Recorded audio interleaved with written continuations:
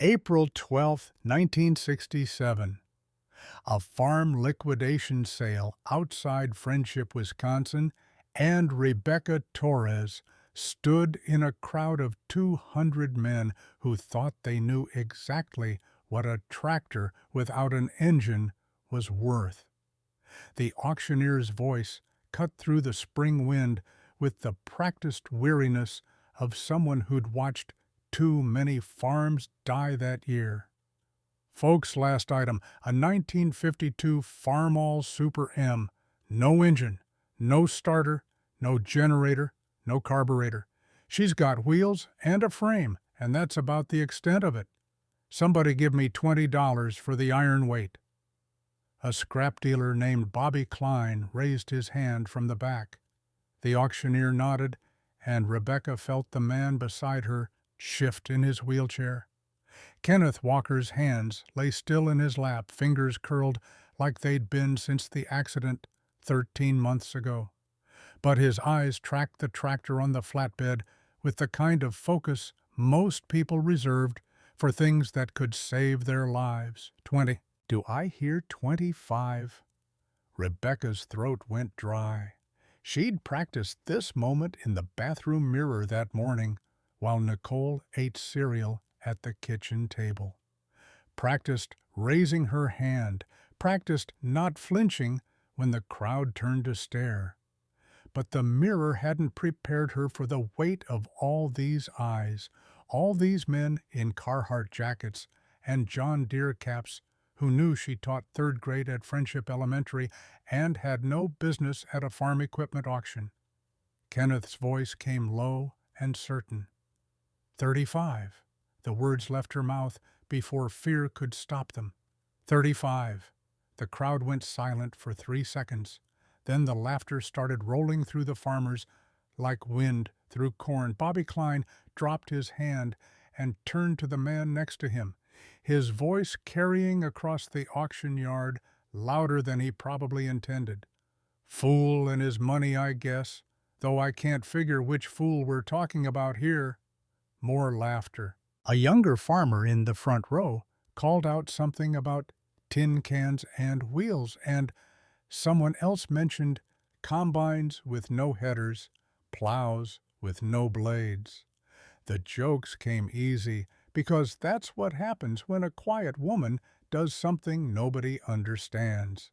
Christopher Martinez leaned against the doorframe of his John Deere franchise across the street, arms crossed, shaking his head with the kind of smile that said he'd be telling this story for weeks. The auctioneer marked the sale and moved on. Rebecca kept her hand down and her face blank, while Kenneth directed her toward their truck, his wheelchair leaving thin tracks in the gravel. The laughter followed them all the way to the parking area. That evening, Nicole asked the question that had been building behind her 6-year-old eyes all day.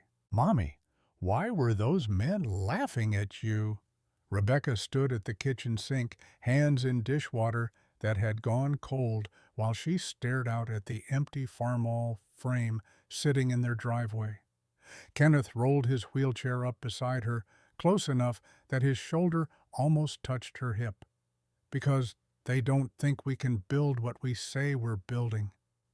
Nicole's face scrunched up in the way it did when her homework didn't make sense. "Can you?" Kenneth looked up at Rebecca, and something passed between them that had been passing between them since March of 1966, since the day his tractor had rolled into a drainage ditch and crushed vertebrae that doctors said would never heal, since the day she'd stood in a hospital waiting room and made a choice about what kind of wife she was going to be. Your mother can do anything she sets her mind to. She just doesn't know it yet. 13 months earlier, on a Tuesday morning in March, Kenneth Walker had been a 29-year-old farmer with 2 working hands and a back strong enough to pull fence posts out of frozen Wisconsin ground.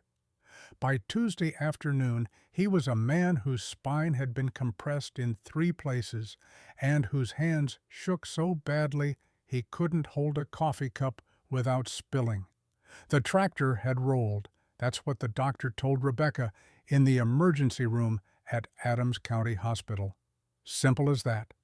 Rolled right into the drainage ditch at the edge of the South 40, and Kenneth had gone with it because he'd been standing on the hitch trying to clear mud from the wheel well. The tractor weighed 4,000 pounds. Kenneth weighed 170, soaking wet.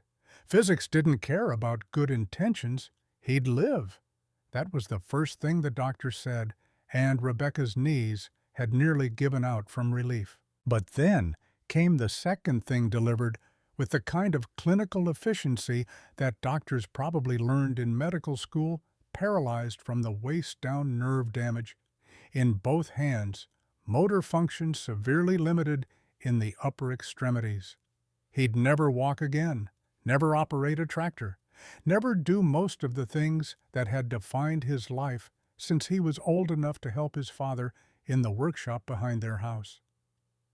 Rebecca had nodded and thanked the doctor and walked to the hospital chapel, where she sat in a pew and didn't pray. She'd grown up Catholic enough to know the words, but prayer seemed beside the point. Kenneth was alive, but broken. They had a 5-year-old daughter and 140 acres of sandy Wisconsin farmland that needed working. They had a mortgage that was small but real, and bills that didn't care whether Kenneth could walk. Prayer wouldn't fix any of that. What would fix it was a plan, so she made one. The plan started with keeping her teaching job. Friendship Elementary paid her $3,200 a year, which wasn't much, but it was steady. Kenneth's father, Ronald Allen, had died 2 weeks before the accident, which meant they'd inherited his farm and his workshop and every tool he'd collected in 37 years of being the best machinist in Adams County. The inheritance included no money, but it included knowledge. Ronald had left a notebook, leather-bound and thick, filled with technical drawings and calculations and the kind of detailed instructions that only made sense if you'd spent a lifetime thinking about how machines worked. Kenneth studied that notebook from his wheelchair like a man preparing for an exam. He couldn't afford to fail. The hospital had sent him home with pamphlets about adapting to disability, about accepting limitations, about finding new purpose. He'd thrown them in the trash and asked Rebecca to bring him the notebook instead. 2 months after the accident, on a Sunday afternoon in May, Kenneth called Rebecca into the workshop. He'd maneuvered his wheelchair up to the lathe close enough to touch the cold metal of the machine his father had bought in 1932 from a bankrupt shop in Milwaukee. His hands trembled as he pointed to a page in the notebook, his finger barely steady enough to hold its place. "Look at this. Page 17. Rebecca leaned over his shoulder. The page showed a technical drawing of a tractor frame with measurements and angles sketched in Ronald's precise hand. Beside it, a diesel engine with different measurements, different mounting points. Between them, a series of calculations that might as well have been written in a foreign language for all the sense they made to her. What am I looking at? A Farmall Super M frame with a Continental CD193 diesel engine. My father figured this out 5 years ago, but never built it. Too expensive, he said, but he was wrong about the expensive part. He was thinking about buying both pieces new. You don't have to buy new. You just have to know where to look. Kenneth's voice carried a certainty that had been missing since the accident. Rebecca pulled up a stool and sat down close enough to see the details in the drawing, but far enough that she didn't crowd the wheelchair. The workshop smelled like motor oil and metal shavings and 30 years of work that had soaked into the concrete floor. The CD193 is a 4-cylinder industrial diesel. Army uses them in generator sets. Fort McCoy runs surplus sales every few months. They practically give the engines away because the generators are obsolete. 50, maybe 60 horsepower if you tune it right. More torque than the gas engine Farmall put in the Super M from the factory. Burns diesel at 22 cents a gallon instead of gas at 35. Longer engine life. Better for heavy pulling in sandy soil. He paused, his breathing slightly labored from the longest speech he'd made in weeks. Rebecca waited.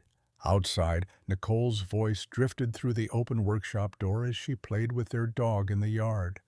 The late afternoon sun slanted through the windows, catching dust motes that hung in the air like tiny stars. I can't build it myself. My hands won't hold tools steady enough for the precision work. But I can teach you. Every step. My brain still works fine. Your hands work fine. Together we can do this. Rebecca looked at the lathe, at the milling machine at the forge in the corner that Ronald had used to heat steel until it glowed red. She'd been in this workshop 100 times, but she'd never really seen it. It had been Kenneth's space then, Ronald's before him, a place where men who understood machines made things that shouldn't exist. She taught children how to read.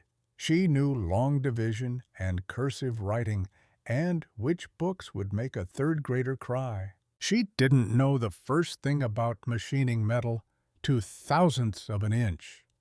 Kenneth, I can't even change the oil in our car without spilling half of it. You'll learn. Same way I learned. Same way my father learned. Nobody's born knowing this. You just have to want it badly enough to push through the part where you feel stupid. Why would I want this badly enough? He looked up at her then, and his eyes held something she hadn't seen since before the accident. Not hope exactly, more like defiance. The same defiance she'd felt standing in that hospital chapel, refusing to pray, choosing instead to plan. Because the bank won't wait for me to learn how to walk again. Because Christopher Martinez wants to sell me a new tractor on credit for $7,400 that we don't have. Because if we're going to keep this farm, we need equipment that works. And I know how to build equipment for $160 that'll outwork anything on Martinez's lot. I know it. I just need hands that can do what my head knows. Rebecca sat in that workshop for a long time after Kenneth rolled back into the house. The sun dropped below the horizon, and the workshop grew dark, except for the light spilling from the kitchen window. She thought about her students, about Tommy Henderson, who couldn't read until she'd spent 3 months working with him one-on-one after school. About Maria Schultz, who'd cried during math until Rebecca had figured out the girl wasn't stupid. She just needed someone to explain fractions in a way that made sense. Building a tractor wasn't that different from teaching a struggling student, she decided. You started with not knowing. You pushed through the feeling of being lost. You broke the impossible thing into smaller possible things, and you kept going until the impossible thing became the thing you'd done. She went back inside and found Kenneth in the living room, staring at the notebook in his lap. The evening news played on the television, but he wasn't watching it. Nicole was already asleep, her blonde hair splayed across her pillow, in the room they'd built for her when she turned 4. Okay. Kenneth looked up. Okay, what? Okay, teach me. But if I break something expensive, you don't get to be mad. The corner of his mouth lifted in something that wasn't quite a smile, but was close enough. Deal. Fort McCoy sat 40 miles north of Friendship, a sprawling military installation that had trained soldiers for 2 wars, and now mostly trained National Guard units on summer weekends. The base held surplus sales on the first Saturday of every month, selling off equipment the Army no longer needed to anyone willing to show up with cash. Rebecca had driven past the main gate 100 times without ever thinking about what happened inside.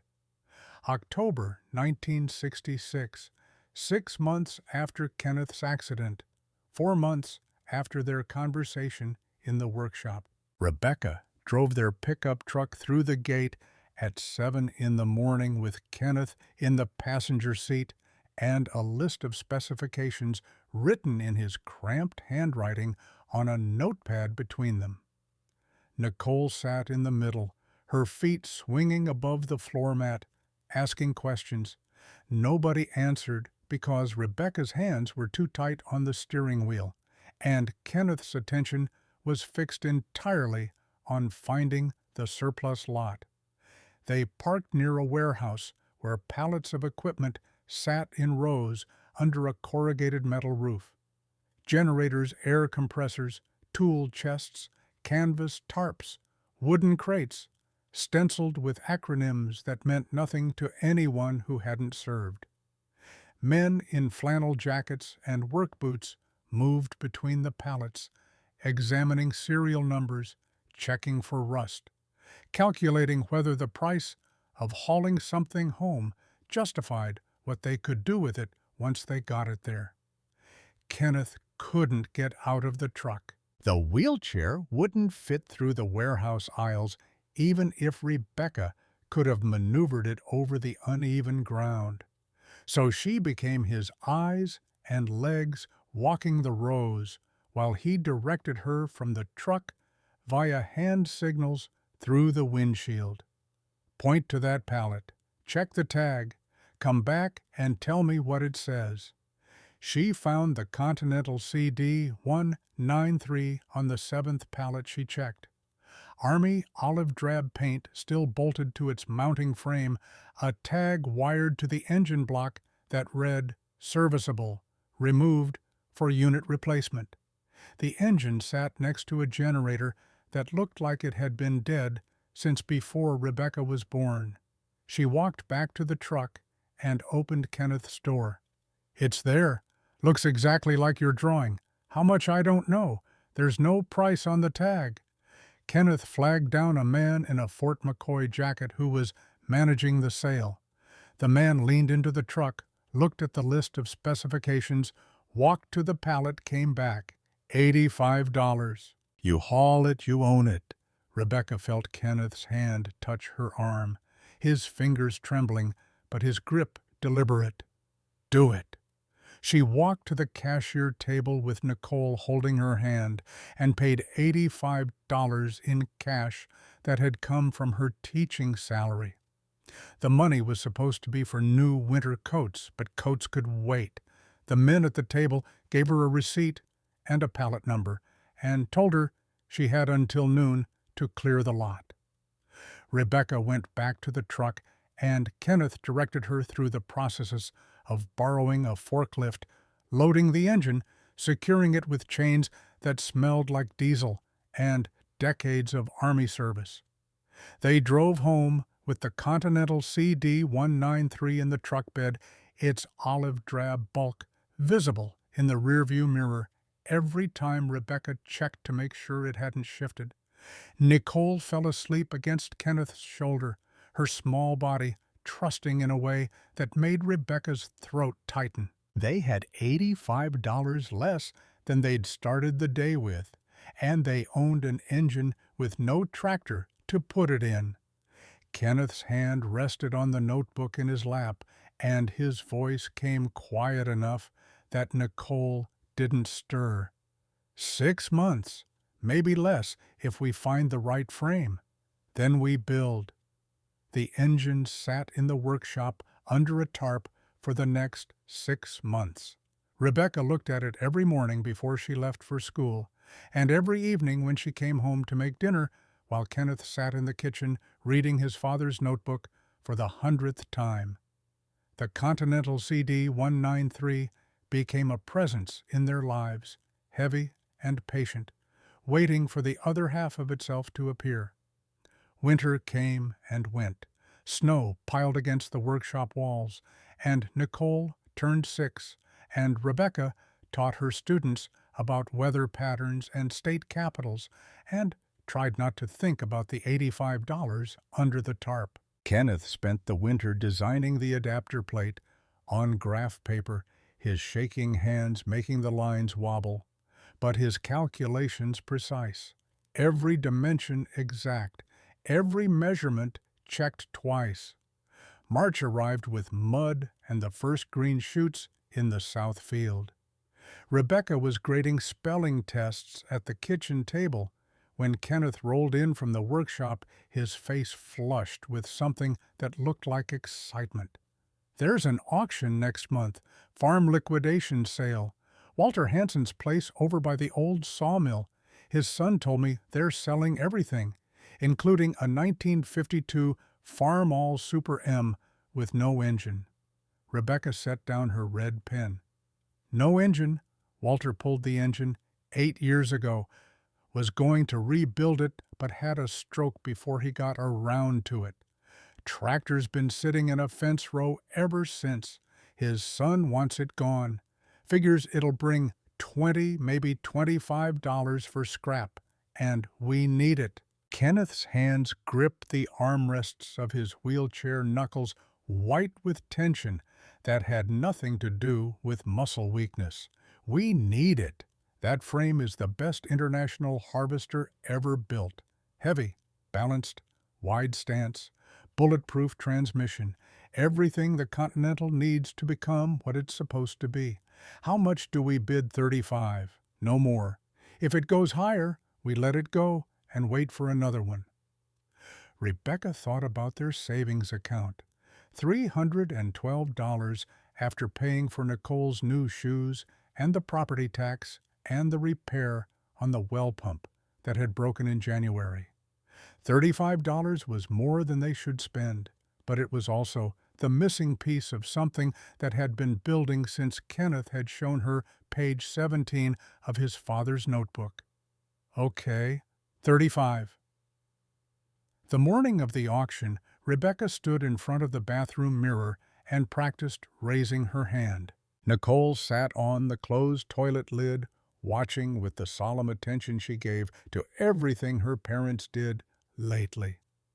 Kenneth waited in the living room, already dressed, his wheelchair positioned by the door. "You're going to do fine." Nicole's voice carried the kind of certainty that only 6-year-olds could muster. "What if they laugh? Then they laugh. Daddy says people laugh when they don't understand what they're seeing." Rebecca looked at her daughter in the mirror. "When did you get so smart? I learned it from you." "That's what you told Mrs. Henderson when she said Tommy couldn't read. You said Tommy just needed someone to see what he could be instead of what he was." The auction yard smelled like diesel fuel and cow manure, and the particular desperation that came with farms being sold for debts unpaid. Rebecca pushed Kenneth's wheelchair through the gravel, Nicole walking beside them with her small hand resting on the armrest. The Farmall Super M sat on a flatbed trailer near the back of the lot, its hood open to show the empty space where an engine should have been. Rust streaked the frame rails, and the paint had faded to a dull red that spoke of years in a fence row filling with leaves and rain. Christopher Martinez stood across the street in the doorway of his dealership, coffee cup in hand, watching the crowd gather. He'd been 3 years ahead of Rebecca in high school quarterback of the football team, the kind of boy who'd never noticed girls like her.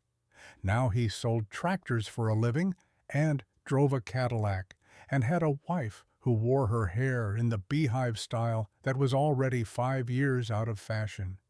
He saw Rebecca and Kenneth, and something flickered across his face that might have been pity or might have been contempt, hard to tell from 40 yards away. The auctioneer worked through the smaller items first: tool chests and hand tools, and a plow that brought $75 from a farmer who probably shouldn't have been spending it. The crowd thinned as items sold and buyers left with their purchases. By the time the auctioneer reached the farmall, maybe 60 people remained, most of them tire kickers who'd come for the entertainment of watching a farm die. The auctioneer's voice carried across the lot with practiced disinterest. "Folks, last item. A 1952 Farmall Super M. No engine, no starter, no generator, no carburetor. She's got wheels and a frame, and that's about the extent of it. Somebody give me $20 for the iron weight." Bobby Klein raised his hand. The auctioneer nodded. "20." "Do I hear 25?" Kenneth's voice came so quiet only Rebecca could hear it. 35. She raised her hand. 35. The silence lasted 3 seconds. Then the laughter rolled through the crowd like a wave breaking on shore. Bobby Klein turned to the man beside him, his voice loud enough to carry, "Fool and his money." A younger farmer in a feed cap called out something about tin cans. Someone else mentioned combines and headers, and the jokes built on themselves the way jokes do when people are uncomfortable and looking for relief. Rebecca kept her hand up until the auctioneer marked the sale. Her face stayed blank and her breathing stayed steady, and she didn't look at anyone except the auctioneer, who seemed faintly embarrassed by the whole situation. Kenneth's hand found hers and squeezed with fingers that could barely hold pressure. They loaded the farmall onto their flatbed that afternoon with help from George Young, neighbor farmer who'd known Ronald Allen and didn't ask questions about what two people in their situation were doing with a tractor frame. The frame was lighter without its engine. Two men could push it if they knew what they were doing. George helped Rebecca winch it onto the truck bed, while Kenneth directed from his wheelchair and Nicole watched from the truck cab. George wiped his hands on his work pants and looked at Kenneth with the kind of careful respect people used when they weren't sure whether to offer help or mind their own business. "You planning to part this out?" Kenneth shook his head. "We're building it into what, a working tractor." George's eyebrows rose, but he didn't laugh. He'd seen Ronald's workshop. He knew what kind of work had come out of that space over the years. "Well, if anyone can do it, I suppose you folks can. You need anything, you let me know." They drove home past Christopher Martinez's dealership, where a row of green John Deere tractors sat in the lot, with prices that started at $7,000 and climbed from there. Kenneth stared at them as they passed, and Rebecca knew he was doing the same calculation he'd been doing since they started this project. $7,400 for a new 3020, or $160 for the materials to build something that would outlast anything Martinez had in stock. The farmall sat in their driveway next to the workshop, and Rebecca stood looking at it while the sun dropped toward the horizon and Nicole played in the yard with their dog. Kenneth rolled his wheelchair up beside her, close enough that their shoulders almost touched. "Everyone thinks we're crazy. Let them think it. Being crazy isn't the same as being wrong. What if we can't do it? What if I can't learn fast enough or accurately enough? Then we fail. But we fail trying to build something instead of failing because we were too afraid to try." Rebecca looked down at her hands. Piano teacher hands, her mother had always said. Long fingers good for scales and arpeggios and pointing at words on a chalkboard. Not hands that belonged anywhere near a lathe or a welding torch. But Kenneth was right about one thing. Nobody was born knowing this. You learned by doing, and you kept doing until the doing became knowing. That night, after Nicole was asleep, Rebecca went to the workshop alone. She turned on the overhead lights and pulled the tarp off the Continental CD-193. The engine sat on its pallet cold and patient, waiting for someone to give it purpose. She walked to the farmall frame in the driveway and studied the empty space where an engine should be. The transmission housing gaped open bolt holes, waiting for something to mate with them. Kenneth appeared in the workshop doorway, his wheelchair barely visible in the spill of light from inside. His voice carried across the yard with the kind of quiet certainty she'd come to recognize as the sound of a man who'd made peace with his limitations and chosen to work around them instead of surrender to them. Tomorrow we start. I'll teach you to read the calipers, how to set up the mill, how to measure tolerances that matter. It's going to take months. You're going to want to quit, but you won't, because quitting isn't what you do. How do you know that? Because I've been watching you teach Tommy Henderson to read for 2 years. You could have given up on that kid 6 times over, but you didn't. You found a different way every time the old way stopped working. That's what machining is, finding a different way when the first way doesn't work. You're already good at it. You just don't know it yet. Rebecca stood in the driveway with her hands in her jacket pockets and looked at the empty tractor frame. The night air smelled like spring soil and possibility. Somewhere in the distance, a dog barked. Nicole's bedroom window glowed yellow from the nightlight shaped like a duck. The world kept turning the way it always did, indifferent to the fact that Rebecca Torres had just committed to learning something that terrified her. She walked back to the workshop where Kenneth waited, and together they looked at Ronald's notebook spread open on the workbench. Page 17, the drawing that had started all of this. A Farmall Super M frame and a Continental CD-193 diesel engine separated by measurements and angles and the kind of precise machining that turned 2 impossible pieces into one working whole. Kenneth's finger traced the outline of the adapter plate, his hand shaking, but his voice steady. This is where we begin. 1-inch thick steel machine to mate the engine to the transmission. Every hole has to be perfect, every dimension exact. Miss by 1,000th of an inch, and the whole thing vibrates itself apart in a season. Rebecca pulled up the stool and sat down beside the wheelchair. Show me. And Kenneth began to teach. The lathe was older than Rebecca by 23 years. Kenneth's father had bought it in 1932 from a machine shop in Milwaukee that had gone bankrupt during the Depression, hauled it home in a borrowed truck, and spent a month rebuilding the ways and replacing the lead screw. The machine sat in the workshop like a piece of history, all cast iron and precision engineering capable of cutting metal to tolerances measured in thousandths of an inch if the person operating it knew what they were doing. Rebecca didn't know what she was doing. Kenneth positioned his wheelchair beside the lathe at an angle that let him see both the machine and her hands. His voice carried the patience of someone who'd spent years teaching himself to work within new limitations. Put your hand on the carriage. Feel how it moves along the ways. Smooth, no resistance. That's what good machining feels like.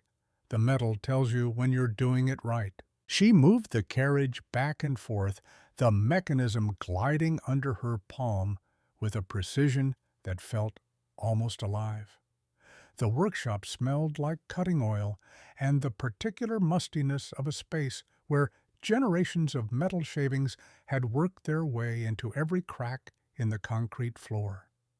Outside, spring rain drummed against the roof, and Nicole's voice drifted from the house where she was supposed to be doing homework. Now mount the workpiece, that steel rod in the chuck. The chuck jaws need to grip evenly, or the piece will run out of true when you start cutting. Rebecca's hands shook as she fitted the steel rod into the chuck and tightened the jaws with the key. Too tight, and you'll deform the workpiece. Too loose, and it'll fly out when you engage the motor. Feel for the resistance. You'll know when it's right. She tightened the jaws and looked at Kenneth. He nodded. Close enough. Now set the tool. High-speed steel cutter. You're going to take a light pass, just cleaning up the surface. Feed rate slow. Depth of cut point 0.10 inches. The numbers meant nothing yet. She'd spent 4 evenings learning to read the graduated dials on the lathe, Kenneth, drilling her on measurements until she could convert between decimal inches and fractions in her head. But knowing how to read the numbers wasn't the same as knowing what the numbers meant when metal started cutting. Engage the motor. The lathe hummed to life, the chuck spinning the steel rod in a blur of rotation. Rebecca's heart hammered against her ribs. Kenneth's voice came calm and steady beside her. Advance the tool. Slow. Watch the cutting edge. You'll see the chips start to form. That's metal being removed. That's machining. She turned the hand wheel with fingers that felt disconnected from her brain. The cutting tool touched the spinning rod, and a thin curl of steel peeled away, spiraling into the air like a metal ribbon. The sound changed a high-pitched whine that spoke of forces being applied and material being transformed. The smell of hot metal filled her nose. That's it. Hold that feed rate. Don't go faster. Patience makes precision. Rebecca's hands found a rhythm, advancing the tool in tiny increments, while the steel rod grew smoother under the cutter's edge. Sweat ran down her back despite the cool spring air. Her shoulders ached from tension, but the metal was changing shape because of something she was doing, and that felt like a kind of magic. Kenneth let her run the lathe for 20 minutes before telling her to disengage. She stopped the motor and stepped back, her legs shaking. The steel rod was now slightly smaller in diameter, its surface bright and clean where the cutter had passed. Kenneth rolled closer and ran his trembling fingers along the finished section. Feel that smooth? No chatter marks, no run out. You just machined your first piece of steel to specification. That's how it starts, one cut at a time, until cutting becomes knowing. How long until I'm good enough to machine the adapter plate? His smile carried something between encouragement and realism. 3 months, maybe 4. The adapter plate needs tolerances you can't achieve yet, but you will. Everyone who's good at this was bad at it first. The adapter plate lived in Rebecca's mind like an impossible equation she couldn't solve. Kenneth had drawn it on graph paper, with dimensions called out in decimal inches to 4 places. 1 inch thick steel, 12 inches square, with bolt holes that had to align perfectly with both the Continental engine's mounting flange and the Farmall transmission's bell housing. The center bore needed to be machined to within 0.02 of an inch to properly pilot the engine onto the transmission input shaft. Miss that tolerance, and the whole drivetrain would shake itself to pieces. She studied the drawing every night after Nicole went to bed, sitting at the kitchen table with Kenneth's graph paper spread in front of her and Ronald's notebook open beside it. The notebook contained similar drawings from conversions Ronald had planned, but never executed. Each one showed the same principle, 2 pieces that weren't designed to fit together, made to fit through careful calculation and precise machining. Kenneth rolled into the kitchen with coffee that had gone cold in his cup, his hands too unsteady to drink it while moving. The mathematics are simple. The execution is hard. You need to transfer whole locations from one bolt pattern to another while maintaining perfect perpendicularity. Every hole drilled at exactly 90 degrees to the plate surface, every measurement exact. What happens if I get it wrong? We buy more steel and start over. That's the cost of learning. We don't have money for more steel. Then you get it right the first time. May brought warm weather and the kind of optimism that comes with Wisconsin springtime. Rebecca finished the school year with her usual end-of-term exhaustion, said goodbye to her third graders for the summer, and turned her full attention to the workshop. Nicole spent her days playing in the yard or reading books in the shade, while her mother learned to run machines that could remove fingers if handled carelessly. The milling machine was more complex than the lathe, with 3 axes of movement and a spinning cutter that could carve precise shapes from solid steel. Kenneth taught her how to trammel the vise, ensuring the jaws were perfectly square to the machine's table, how to use edge finders to locate reference points, how to calculate feeds and speeds based on material hardness and cutter diameter. Every lesson built on the previous one. Every new skill felt impossible until it became routine. Rebecca burned herself on hot chips, cut her knuckles on sharp edges, made parts that Kenneth examined and told her to scrap because the tolerances were wrong. She learned that precision wasn't a destination, but a process, a constant attention to detail that turned rough steel into finished components.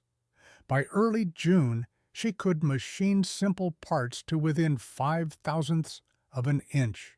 By mid-June, she'd improved to 3/1000ths. Kenneth pushed her toward the 2,000th tolerance the adapter plate required, and the gap between 3 and 2 felt wider than all the learning that had come before. "You're fighting the machine instead of working with it." His voice carried no frustration, only observation. "Feel the cutter loading up. That's too much pressure. Back off the feed rate. Let the tool do the work." "I am letting the tool do the work." "No, you're forcing it." Machining isn't about strength. It's about feel. The machine will tell you when you're right. You just have to listen. Rebecca stepped away from the mill and wiped sweat from her forehead. The sun angled through the workshop windows, catching metal dust that hung in the air like fog. Her teaching salary had arrived 2 weeks ago, and most of it had gone to bills, leaving barely enough for the steel plate they'd need for the adapter. One chance. That's what they had. One piece of steel and one opportunity to get it right. Kenneth must have seen something in her expression because his voice softened. "My father used to say that fear makes bad machinists. Not because fear is wrong, but because it makes you tentative. Precision requires confidence. You have to trust that you've measured correctly, calculated correctly, set up correctly. Then you cut without hesitation. What if my confidence is misplaced? Then you learn something. But timid cuts teach you nothing except how to be timid." The steel plate arrived on a Wednesday in late June, delivered to their farm by a supply house out of Madison. 4140 alloy. Steel, 1 inch thick, 12 inches square, its surface rough from the mill, but ready for machining. Kenneth had calculated the cost down to the penny, $38, including shipping. $38 they couldn't afford to waste. Rebecca carried the plate into the workshop and set it on the workbench beside Kenneth's wheelchair. The metal felt dense and purposeful in her hands, heavy with the weight of everything riding on it. Kenneth ran his shaking fingers across the surface, feeling for defects, checking the thickness with calipers that barely stayed steady in his grip. "This is good steel. Machine it right, and it'll last 40 years. Machine it wrong, and we're eating government cheese until I can figure out how to afford another plate." "No pressure then." His laugh came dry and short. "All the pressure in the world. That's what makes you careful." She spent 3 days laying out the whole pattern on the steel plate, using a height gauge and surface plate to scribe reference lines, transferring measurements from Kenneth's drawing with a precision that felt obsessive. Every dimension checked twice, every calculation verified against Ronald's notebook. Kenneth watched from his wheelchair, offering corrections when her scribed lines drifted from true, explaining the geometry of bolt circles and the importance of maintaining concentricity. The actual machining took another week. Rebecca worked slowly, drilling pilot holes on the drill press before moving to the mill for final sizing. Each hole required multiple operations: center drilling, pilot drilling, reaming to final size. The center bore needed the most care, machined in steps from rough to finish, checking diameter with inside micrometers after every pass. She worked while Nicole played outside, while Kenneth sat beside the machines calling out measurements, watching for mistakes, explaining why certain approaches would work and others wouldn't. The workshop became their world, everything else fading to background noise.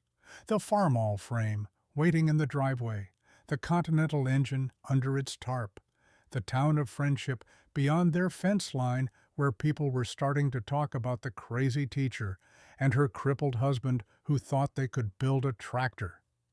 The adapter plate took shape under Rebecca's hands with a precision that surprised her. The bolt holes aligned.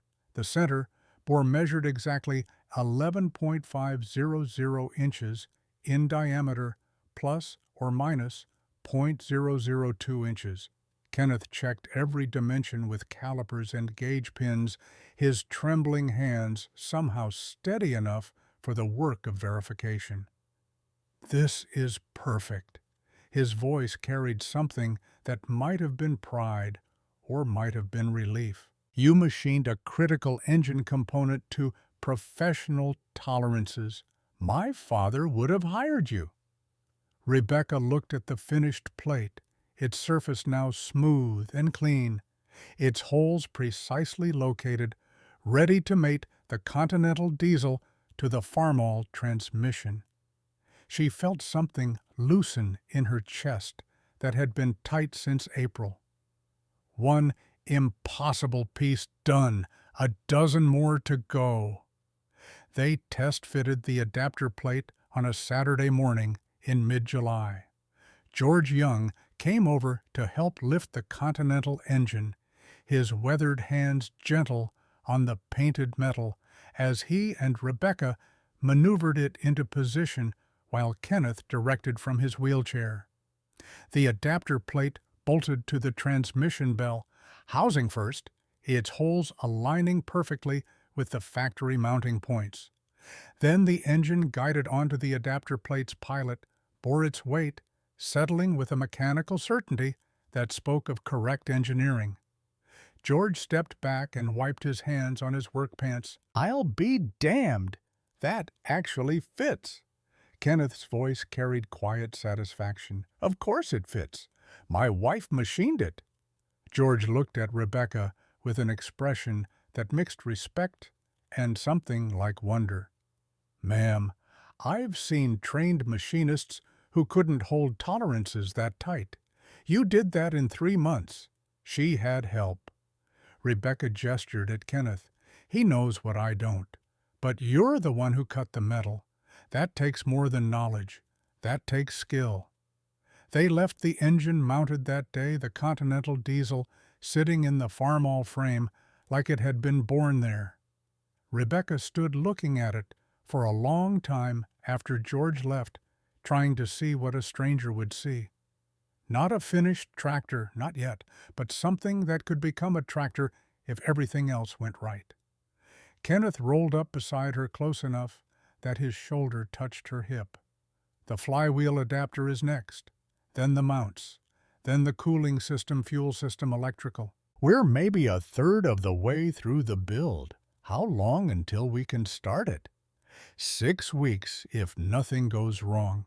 3 months if everything does. What are the odds nothing goes wrong? His smile held the kind of realism that came from spending 13 months adapting to a body that no longer worked the way it should. About the same as me, walking again. But low odds aren't the same as no odds. July turned into August, and the work continued with a rhythm that felt almost meditative. Rebecca learned to weld striking arcs that turned steel into liquid metal, joining pieces that Kenneth's design required to be joined.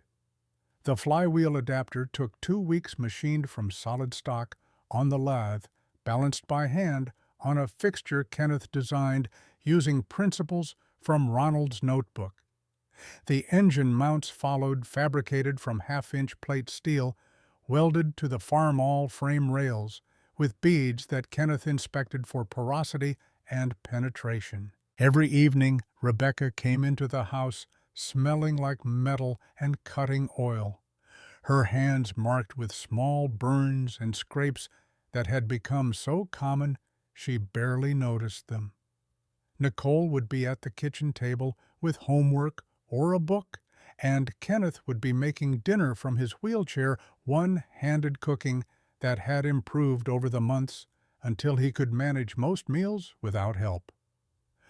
Mommy Sarah Henderson says her dad says you're wasting your time. Nicole's voice carried the careful neutrality of a child trying to understand adult cruelty without endorsing it. Rebecca washed her hands at the sink and looked at her daughter. "What do you think? I think you're building something. That's not a waste. Even if it doesn't work, Daddy says things that don't work teach you how to make things that do." Kenneth's voice came from the stove where he was stirring something that smelled like beef stew. "Your daughter pays attention. She gets it from her mother." Rebecca dried her hands and sat down at the table beside Nicole. "What else does Sarah Henderson's dad say? That Mr. Martinez has tractors that actually run, and you should buy one of those instead of playing in the workshop." Rebecca felt the familiar weight of other people's opinions pressing against the certainty she'd been building over the past 4 months. Playing! That's what they thought she was doing, playing at being a machinist, while the real work of farming went undone. Never mind that George Young had been planting their fields on shares, taking a percentage of the crop in exchange for running his equipment over their land. Never mind that Kenneth had arranged for a neighbor kid to handle the livestock chores. Never mind that their bills were paid and Nicole was fed and clothed, and the only thing suffering was Rebecca's pride. Kenneth must have sensed the shift in her mood because he rolled his wheelchair over and put his hand on her shoulder. "Let them talk. Talk is cheap, but a running tractor, they said, couldn't be built. That's expensive. That's the kind of expensive that makes people remember they were wrong." The cooling system came together in late August, a larger radiator salvaged from a scrapped International truck and modified to fit the farmall's mounting points. Rebecca learned to silver solder copper fittings, the torch flame hot enough to make the metal glow. Hoses and clamps, a belt-driven fan, a thermostat housing machined to adapt the Continental's cooling outlet to the farmall's plumbing. Every piece fit together like a puzzle that had been designed across multiple lifetimes. The fuel system followed, a new diesel tank fabricated from sheet steel and welded with seams that Kenneth inspected for leaks. A lift pump, filters, injector lines bent to precise routes. Rebecca's hands grew confident with tools that had terrified her in May. The workshop became an extension of her body machines and metal responding to her touch in ways that felt increasingly natural. By the first week of September, they were close. Engine mounted, flywheel adapter installed, cooling system plumbed, fuel system connected, electrical wiring in place with glow plugs for cold starting, and a heavy-duty starter motor that Kenneth had found at another Fort McCoy surplus sale. The hood modification was finished, cut, and welded to clear the diesel's taller air cleaner without looking like a hack job. All that remained was testing whether 5 months of work had produced something functional or something that would sit in their driveway as a monument to ambition exceeding ability. Kenneth wanted to try starting the engine on a Tuesday morning when Nicole was at school and the possibility of failure could be managed privately. But Rebecca insisted on waiting until Saturday, until Nicole could see what her parents had built together. Some things needed witnesses, even if those witnesses were only 6 years old. Saturday arrived with clear skies and temperatures that felt more like summer than early autumn. Rebecca woke before dawn and lay in bed thinking about everything that could go wrong. Timing could be off. Fuel delivery could fail. The adapter plate could crack under the engine's torque. The transmission could seize when engaged. 1,000 things stood between a collection of parts and a working machine. Kenneth's voice came quiet from his side of the bed. "Second-guessing doesn't change anything. The work is done. Now we find out if we did it right. What if we didn't? Then we fix what's wrong and try again. That's how building works. Trial and error and more trial."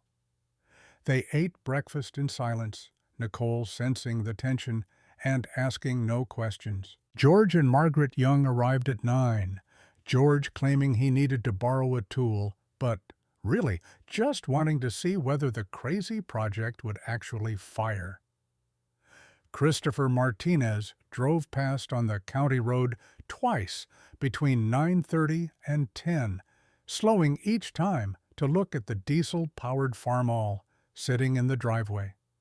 By 10:15, a small crowd had gathered. Thomas Greeley from down the road, Bobby Klein, the scrap dealer, a handful of farmers who'd heard through the small-town network that something was happening at the Walker place. They stood at the fence line like spectators at an execution, waiting to see whether the condemned would walk free or fall through the trapdoor. Rebecca stood beside the tractor with her hand on the key. Kenneth sat in his wheelchair close enough to touch the frame, his face carrying no expression at all. Nicole held Margaret Young's hand, her small body vibrating with nervous energy. "Try the glow plugs first. Let them heat for 30 seconds. Kenneth's voice came steady, despite the tremor in his hands. Rebecca turned the key to the glow plug position and counted in her head. 30 seconds felt like 30 minutes. The crowd at the fence stayed quiet, waiting. She could feel their skepticism like a physical weight pressing against her shoulders. No, she turned the key to start. The starter motor engaged with a grinding whine, cranking the Continental diesel engine that had sat dormant on a Fort McCoy pallet until 8 months ago. Once, twice, 3 times the engine turned over without firing. Rebecca's chest tightened. Kenneth's hand found hers on the key. "Keep going. It's been sitting. Fuel system needs to prime." She held the key in the start position, the starter motor protesting, but not giving up.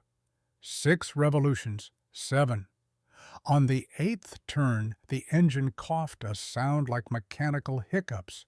On the 9th, it caught, sputtered, died. On the 10th, it caught again, and this time it held the 4 cylinders, finding their rhythm. The exhaust note settling into a deep diesel rumble that sounded wrong coming from a farmall frame. The engine ran. Rebecca's hands shook as she released the key. The Continental diesel idled with a sound that was deeper and more authoritative than any Super M had ever made from the factory. A military growl coming from a farm tractor hood. The exhaust smelled different diesel instead of gasoline. Foreign but purposeful. Nicole broke free from Margaret's hand and ran to the tractor, her face split by a smile that made every hour of work worth whatever it had cost. "It's alive! Daddy's tractor is alive!" Kenneth's eyes glistened with something he wiped away before anyone could see clearly. "Not Daddy's tractor, Mommy's tractor. She's the one who built it." The crowd at the fence didn't cheer, didn't clap. But the silence had changed quality skepticism, giving way to something closer to grudging respect. George Young walked over with his hands in his pockets, his weathered face showing careful approval. "Well, I'll be damned. Rebecca, that's the prettiest thing I've heard all year." Thomas Greeley followed, older and more cautious in his praise. "How much power you figure that Continental's making?" Kenneth answered from his wheelchair. 58 horsepower at the drawbar, more than the factory gas engine by 14 horses. More torque at low RPM. Better fuel economy, longer service life. Bobby Klein, the scrap dealer, stood at the fence looking like he'd just watched money walk away from him. $35 for a frame and $85 for an engine. $160 total, and you've got more tractor than most people buy for $7,000. Rebecca let the engine idle for 10 minutes, checking for leaks, listening for sounds that didn't belong, watching gauges that Kenneth had installed to monitor oil pressure and coolant temperature. Everything held. No leaks, no smoke, except the normal diesel haze. The adapter plate transmitted power to the transmission without vibration. 5 months of careful work had produced exactly what Ronald's notebook had promised: 2 pieces that weren't designed to fit together, made to fit through precision and knowledge. She shut the engine down, and the sudden quiet felt profound. Nicole hugged her around the waist, small arms tight with pride. The crowd at the fence began to disperse, farmers heading back to their own work with the story of what they'd witnessed already forming in their minds. Christopher Martinez drove past one more time, slower now, his expression unreadable behind the glare on his windshield. Kenneth rolled his wheelchair close enough to touch the warm engine block, his hand resting on metal that Rebecca had measured and machined and assembled. "This is the hardest part done. Now we find out if it'll work." It already works. The engine runs. Running and working aren't the same thing.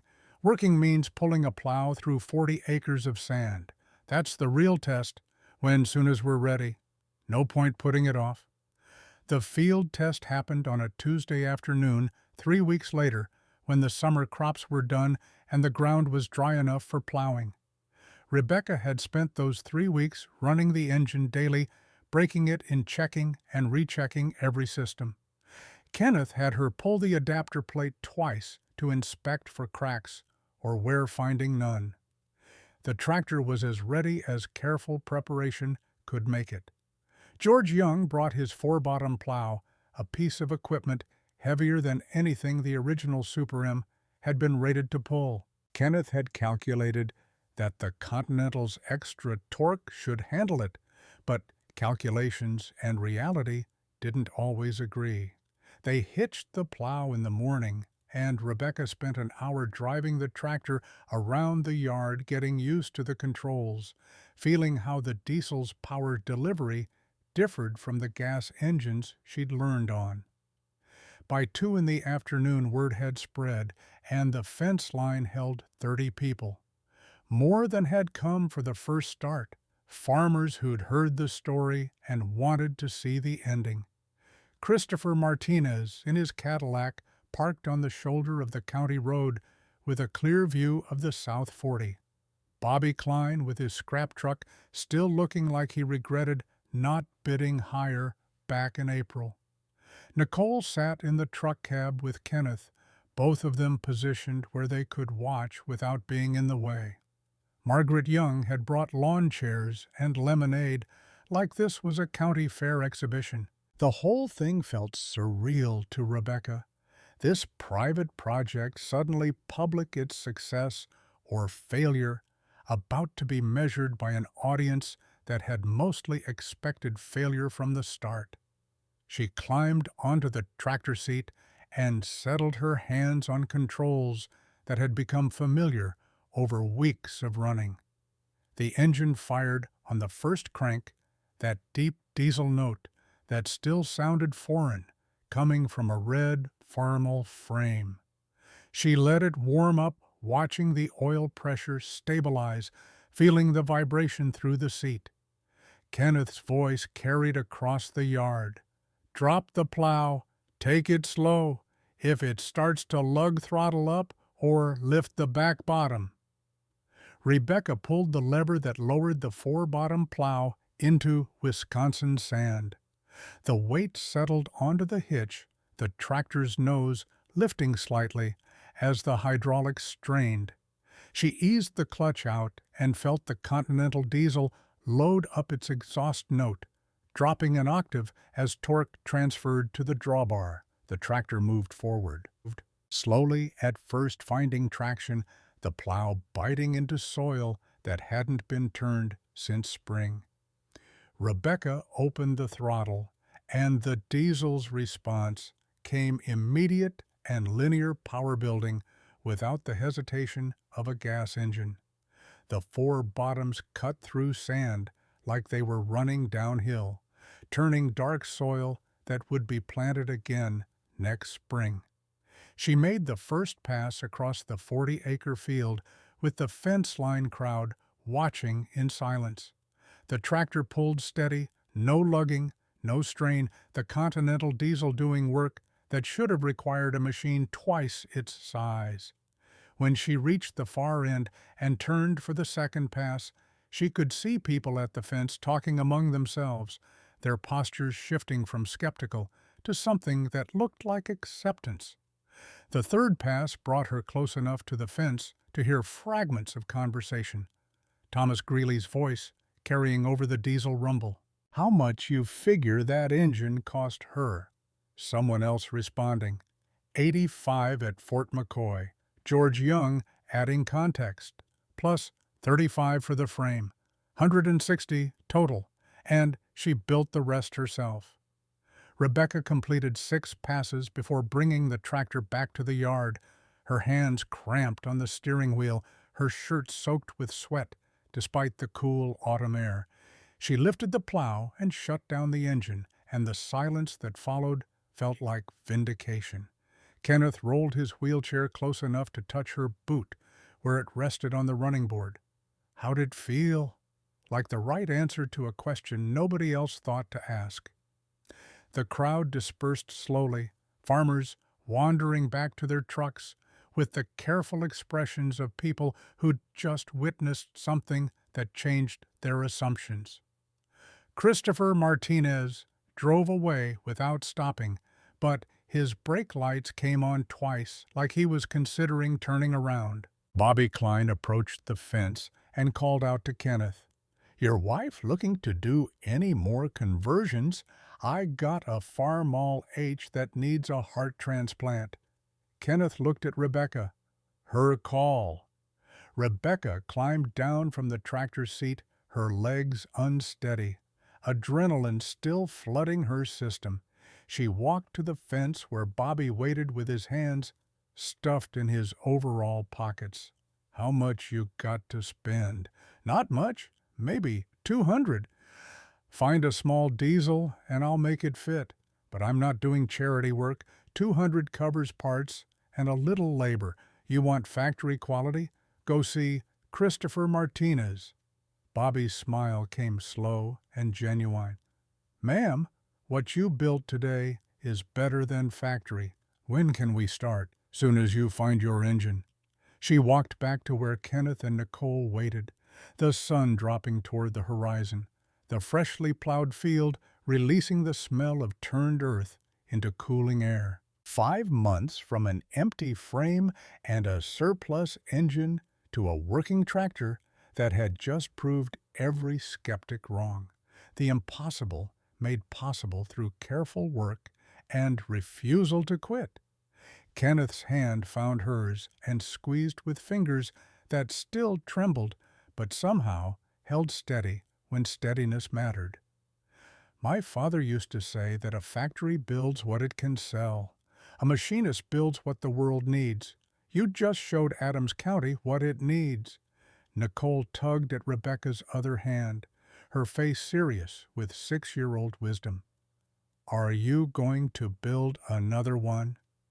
Rebecca looked at the tractor sitting in their yard, its mismatched heritage hidden under a coat of red paint, and the kind of precision engineering that only revealed itself through performance.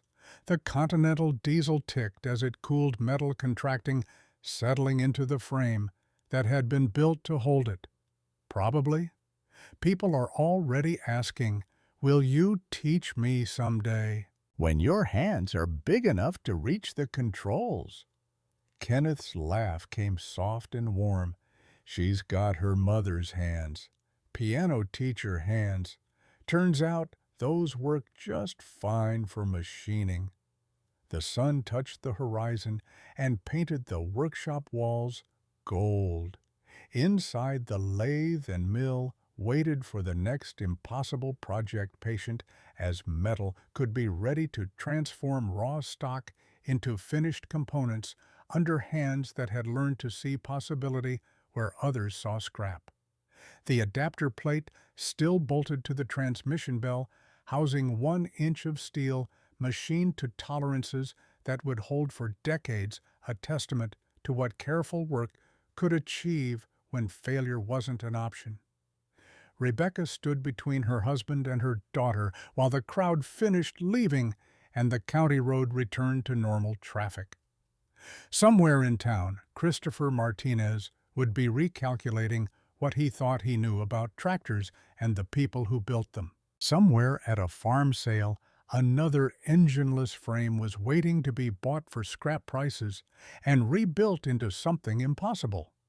The work was just beginning, but the proof was done. Bobby Klein found his diesel engine at a salvage yard in Stevens Point 3 weeks after watching Rebecca plow the South 40.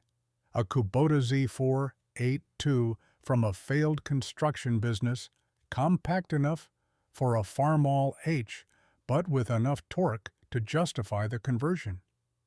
He brought it to the Walker farm on a Saturday morning in October, the engine loaded in his scrap truck, alongside uncertainty about whether this arrangement would actually work. Rebecca stood in the workshop doorway with grease on her hands from the Continental's first oil change. How much did you pay for it? $45. Bobby's voice carried the cautious optimism of a man who'd learned to temper expectations. Thing ran when they pulled it.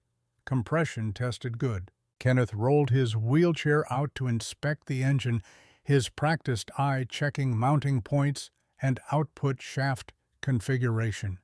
This'll work. Smaller displacement than the Continental, but the H doesn't need 58 horsepower. We can have this running by Thanksgiving. Rebecca looked at her husband with the kind of exasperation that comes from loving someone who doesn't understand the word no. Kenneth. I'm the one doing the machining, and I'm the one doing the engineering. We both know how this works by now. The Farmall H conversion took 6 weeks instead of 4 because Bobby's engine needed more work than the visual inspection had revealed. A scored cylinder that required honing, injector nozzles gummed with old fuel. But the problems were solvable, and Rebecca had learned enough in the previous 8 months to solve them without Kenneth needing to explain every step. She machined a new adapter plate from steel stock that George Young donated, fabricated mounts that positioned the Kubota exactly where the original engine had lived, plumbed fuel and cooling systems with the confidence of someone who'd done it before. Bobby watched the work progress through November, showing up most Saturdays with coffee and questions about whether Rebecca needed help. She always said no, but appreciated the asking. Kenneth directed from his wheelchair with the patience he'd developed over 18 months of being unable to do physical work himself. Nicole did homework at the workbench, her presence a constant reminder that this wasn't just about tractors. It was about showing a daughter that impossible things became possible when you refused to accept other people's definitions of what you could do. The H fired on the first Saturday of December, its exhaust note higher pitched than the Continental, but just as purposeful. Bobby stood beside it with his hands shoved in his pockets, watching the tachometer needle stabilize. Listening to an engine he'd bought for $45, now integrated into a frame he'd once dismissed as scrap metal. "How much do I owe you?" Rebecca wiped her hands on a shop rag and did math in her head. Steel plate gaskets, hardware hoses. Call it $60 for materials, another $120 for labor, $180 total. Bobby pulled a checkbook from his overall pocket and wrote with the careful precision of someone who didn't write checks often. He tore it off and handed it to Rebecca, his expression somewhere between gratitude and something that looked like respect. "My dear dealer wanted $3,200 for a used 2010. You just saved me $3,000. I didn't save you anything. You still had to find the engine and haul it here, but you made it work. That's the part that costs money everywhere except here." Word traveled through Adams County the way word travels in small farming communities. Thomas Greeley told his brother. Bobby Klein mentioned it at the feed mill. George Young's wife Margaret talked about it at her quilting circle. By January of 1968, Rebecca had 3 more farmers asking about conversions, and the side business that had started as a single favor became something that looked like actual income. She set her prices based on reality rather than charity. $200 to $400 depending on engine complexity and frame condition. Farmers supplied their own tractors and engines. Rebecca provided knowledge, precision, and hands that had learned to work metal the way her father-in-law had worked it 30 years before. Kenneth handled the engineering calculations and supervised quality control from his wheelchair.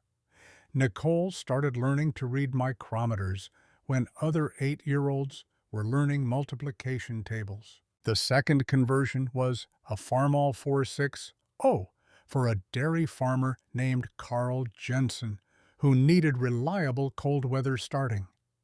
Rebecca sourced a Navy surplus diesel from Fort McCoy, a ruggedized engine built to run in conditions where failure meant more than inconvenience. The third was a Farmall 5.6.0 for Ralph Morrison, who farmed rocky ground that demanded more torque than gasoline engines could provide. Each conversion taught Rebecca something new about adaptation and problem solving. Each one added $200 to $400 to the savings account that was slowly growing despite teaching salary and farm expenses and the general cost of raising a child in rural Wisconsin. By 1970, Rebecca had completed 8 conversions. By 1972, the number reached 15. The Continental diesel, in their own Super M, had logged 4,000 hours without major issues, starting reliably at 20 below zero when gas engines wouldn't turn over, burning a third less fuel than the tractors on neighboring farms, pulling harder and running cooler than anything Christopher Martinez had in stock. The John Deere dealer noticed, hard not to notice, when your customer base was shrinking one diesel conversion at a time. Christopher Martinez showed up at the Walker farm on a Thursday afternoon in June of 1971, his Cadillac looking out of place in a driveway that usually hosted pickup trucks and tractors held together with ingenuity rather than factory paint. He knocked on the workshop door where Rebecca was machining flywheel adapters for two conversions she'd scheduled back to back. Kenneth sat nearby with Ronald's notebook open, verifying calculations that Rebecca no longer needed verified, but that he checked anyway because precision mattered more than pride. Christopher stood in the doorway with his hands in his pockets, his expression carrying the careful neutrality of someone who'd come to eat crow and wanted to get it over with. Rebecca shut down the mill and wiped her hands, waiting for whatever this was going to be. "I need to talk to you both about something." Christopher's voice had lost the cockiness she remembered from high school. "You got a minute?" Kenneth gestured at the workshop. "We're not going anywhere." Christopher walked in slowly, looking at the machines and the work-in-progress components scattered across the benches. His eyes settled on the adapter plate. Rebecca had been machining its surface marked with layout lines and partially drilled holes. That for the Morrison job, the Jensen conversion. Morrison's isn't until next month. Right. Christopher pulled off his John Deere cap and turned it in his hands. "Look, I came here to say something I should have said 2 years ago. I was wrong. About the tractor. About what you were doing. About all of it." Rebecca leaned against the workbench and waited. Apologies from Christopher Martinez weren't something she'd budgeted time for. "I've been selling tractors for 8 years, built my whole business on credit and monthly payments and convincing farmers they need more horsepower than they actually do. Then you show up with a $160 tractor that outperforms half my inventory, and suddenly I'm watching customers I thought were mine go somewhere else." Christopher looked directly at Kenneth. "I laughed at you, both of you, called this whole thing a waste of time. But you weren't wasting time. You were building exactly what farming requires while I was selling what farming doesn't need." Kenneth's expression stayed neutral. "That why you're here to apologize?" "Partly. Mostly I'm here because I got a customer. Young widow. Husband died in a grain elevator accident. She's trying to keep their farm going, but she can't afford my prices." "Can't afford anyone's prices. I told her about you." Rebecca's eyebrows rose. "You're sending me customers?" Christopher's smile came rueful. "I can't sell her anything under $3,000. You can build her something for $300, maybe $400. That'll run better than what I'd sell her. Seems like the right thing to do. And what do you get out of it? Nothing. Except maybe she remembers that I helped when she needed it. And maybe someday, when she can afford a new machine, she comes to me first because I didn't try to sell her something she couldn't afford when she was desperate." Kenneth studied Christopher for a long moment, his hands resting still on the notebook. "That's smart business, honesty instead of pressure. It's also the truth. Your work is better than factory quality. The adapter plate tolerances the way you balance the flywheels, the mount isolation. I've seen inside your conversions. It's professional engineering." Christopher looked at Rebecca. "Better than professional. It's personal. You build like someone who has to live with the consequences of sloppy work." "Because I do live with them." Rebecca gestured at the Continental diesel sitting in their Super M frame outside the workshop. "That's our livelihood. It breaks down, we don't eat. Factory can afford failures. I can't." Christopher put his cap back on and extended his hand to Kenneth, then to Rebecca. Send her over when she's ready. Name's Patricia Miller. Farm about 6 miles south of here. She's in bad shape financially, but she's a hard worker, deserves better than what she got. The widow, Patricia Miller, arrived 2 weeks later with a 1948 Farmall M that had thrown a rod and an industrial diesel engine from a bankrupt sawmill. Rebecca spent July machining the components that would mate them together, working nights after teaching summer school, teaching Patricia the basics of engine maintenance so she could keep the conversion running after it was built. Kenneth calculated load ratings and gear ratios from his wheelchair, ensuring the sawmill diesel wouldn't overwhelm the M's transmission. Nicole helped organize hardware and keep track of which bolts went where. Patricia paid $190 for the conversion, every penny scraped together from selling eggs and cream and anything else her farm produced that could be converted to cash. She cried when the engine started, not from joy exactly, but from relief. The kind of relief that comes when survival stops being theoretical and becomes mechanical, measured in horsepower and torque, and the deep diesel rumble of an engine that would start tomorrow and the day after that, and every day she needed it to. Thank you doesn't cover it. Patricia's voice shook as she wrote the check. But thank you anyway. Rebecca folded the check and put it in her pocket. Make it last. That's the real thank you. The conversions continued through the early 70s, a steady stream of farmers who couldn't afford new equipment but could afford Rebecca's prices and her skill. She turned away work when teaching demanded her attention, when Nicole needed her mother, when Kenneth's health required focus. But the work kept coming because word traveled and results spoke louder than advertising. By 1975, Rebecca had completed 23 conversions for 18 different farmers. The Continental, in their own tractor, had logged 7,000 hours burning diesel that now cost 30 cents a gallon, while gas had climbed to 55. Christopher Martinez sent her 2 to 3 customers a year, farmers he could have pressured into credit purchases, but chose instead to redirect towards something they could actually afford. The arrangement evolved into something close to friendship, built on mutual respect rather than competition.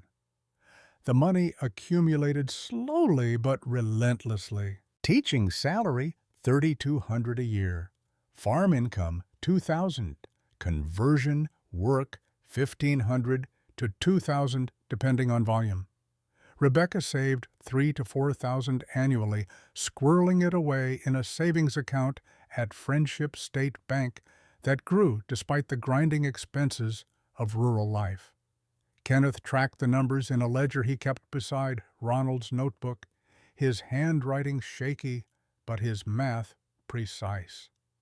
By summer of 1975, $41,000. By winter of 1977, $53,000.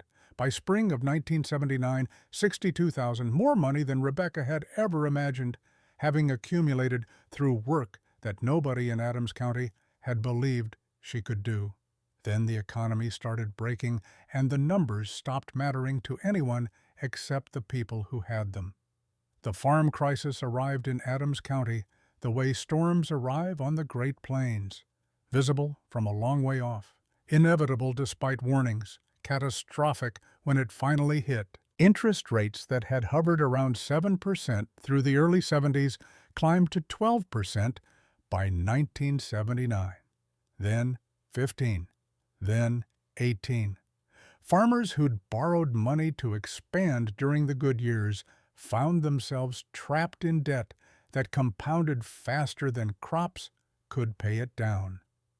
Land values that had supported aggressive borrowing collapsed, leaving farmers underwater on mortgages that banks suddenly wanted repaid. Corn prices dropped from $3 a bushel to 2, then to 175. The arithmetic stopped working. Operating costs exceeded revenue. Equity vanished. Banks that had encouraged expansion during the boom years now demanded liquidation during the bust. Farms that had been in families for generations went to auction sold for fractions of what they'd been worth 3 years earlier. Adams County lost its first farm in 1980. The Miller Place, 320 acres, worked by 3 generations of Millers, until the 4th generation couldn't make the interest payments. The bank foreclosed in March and the auction happened in May, the land going to a speculator from Milwaukee for $200 an acre, less than a third of what it had been appraised for in 1977. Rebecca attended the auction with Kenneth and Nicole, now 14 and old enough to understand what she was witnessing. The crowd was smaller than the one that had watched Rebecca test her first tractor, quieter, weighted with the knowledge that this could be any of them. Farmers bid cautiously, aware that taking on more land meant taking on more debt in an economy where debt was death. The Peterson farm followed in 1981, 240 acres, then the O'Connor Place, 180 acres, then 2 more in rapid succession, families Rebecca knew from teaching their children, good people who'd made reasonable decisions that stopped being reasonable when the economy shifted underneath them. The Walker farm stayed stable because it had no debt to service. Kenneth's father had bought the land in 1928 for $800 cash and died owning it free and clear. Kenneth and Rebecca had inherited it the same way, no mortgage, no liens, just a property tax bill that amounted to a few $100s annually. The Continental diesel burned cheap fuel and asked for nothing except oil changes. The workshop generated income without requiring capital investment. Their costs didn't rise when interest rates climbed because they had nothing financed. Rebecca kept teaching and farming and doing conversions while neighbors lost everything. The guilt of surviving when others didn't weighed on her in ways she didn't discuss with Kenneth. Nicole saw it, though the way teenage daughters see their mother's burdens, even when those burdens go unspoken. We're not doing anything wrong by staying solvent. Nicole's voice came quiet one evening in early 1982 while they washed dishes together. Being careful isn't the same as being lucky. I know, but it feels lucky when other people are losing farms their grandparents homesteaded. Grandpa Ronald bought our land because nobody else wanted sandy soil. Daddy told me that. We're not rich. We just don't owe money. Kenneth rolled into the kitchen with the ledger balanced on his lap. $63,000 in savings as of last week. That's 17 years of careful living, and Rebecca working herself half to death in the workshop. Anyone who thinks that's luck doesn't understand what went into building it. Rebecca dried her hands and looked at her husband. What are we saving it for, really, originally? So Nicole could go to college without debt. So we'd have something if the farm failed. So we could buy equipment if we needed it. Kenneth paused, his expression shifting into something Rebecca had learned to recognize as the moment before he said something important. But there's another use for $63,000. There's land coming up for auction, the Krieger Place, 180 acres that adjoin our east fence. Walter Krieger bought it at the peak in 1978 for $1,200 an acre, borrowed $216,000. Now he can't make payments and the bank's foreclosing. Nicole stopped wiping the counter. You want to buy it? Not me, us. All 3 of us. Kenneth looked at Rebecca. But only if you're willing. This would be everything we've saved. No cushion left. No college fund, just land, and the bet that land will be worth more someday than it is right now. Rebecca sat down at the table, her legs suddenly unsteady. That's a gamble. Everything's a gamble. But land doesn't depreciate the way equipment does. And adjoining land means we can farm more efficiently. One big piece instead of two small ones. What if we need that money for something else? Then we don't have it. Kenneth's voice held the same certainty it had held in 1966 when he'd first shown her Ronald's notebook. But we'd have land. 320 acres free and clear, more than enough to support us, and eventually Nicole, if she wants it. The Krieger auction was scheduled for October 15th. Rebecca spent the month leading up to it teaching during the day and lying awake at night doing arithmetic that always arrived at the same conclusion. They could afford this, barely, but afford and wise weren't the same thing. Christopher Martinez visited the week before the auction, parking his Cadillac in the driveway like he'd done a dozen times over the past decade. But this time he came with advice instead of customers. You're thinking about bidding on the Krieger place. His voice carried certainty rather than question. Kenneth didn't bother denying it. Word travels, it does, and I'm here to tell you that you should do it. Christopher leaned against the workshop wall. His body language relaxed despite the seriousness of his words. Land at auction right now is selling for $250 to $300 an acre. Krieger's place is good ground, better drainage than yours, less sand. If it goes for $300 or under, you're buying at depression prices. When the economy recovers, and it will recover, that land will be worth $600-700 an acre, maybe more. That's a big if. Rebecca's hands stilled on the bearing she'd been cleaning. Economy could stay broken for a decade. Could, but probably won't. These cycles run 7 to 10 years. We're 4 years in. 3 more years and things stabilize. You buy, now you're buying at the bottom. Christopher looked at Kenneth. You taught me something important. When you built that tractor, you showed me that what everyone thinks is impossible might just be possible if you're willing to do the work nobody else wants to do. Buying land in a crisis is the same principle. Everyone's scared. You've got cash and no debt. Use the advantage. Kenneth's smile came slow.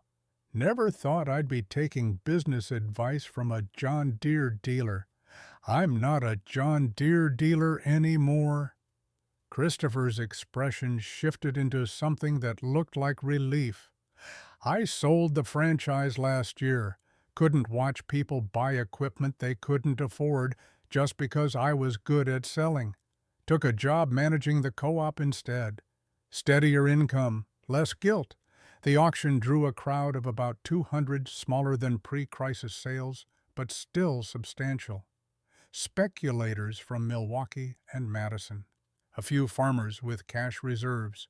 Looky-loos who came to witness someone else's financial ruin. Rebecca stood in the front row, with Kenneth beside her in his wheelchair, Nicole on her other side, wearing a dress she'd outgrown but insisted on wearing because auctions felt formal.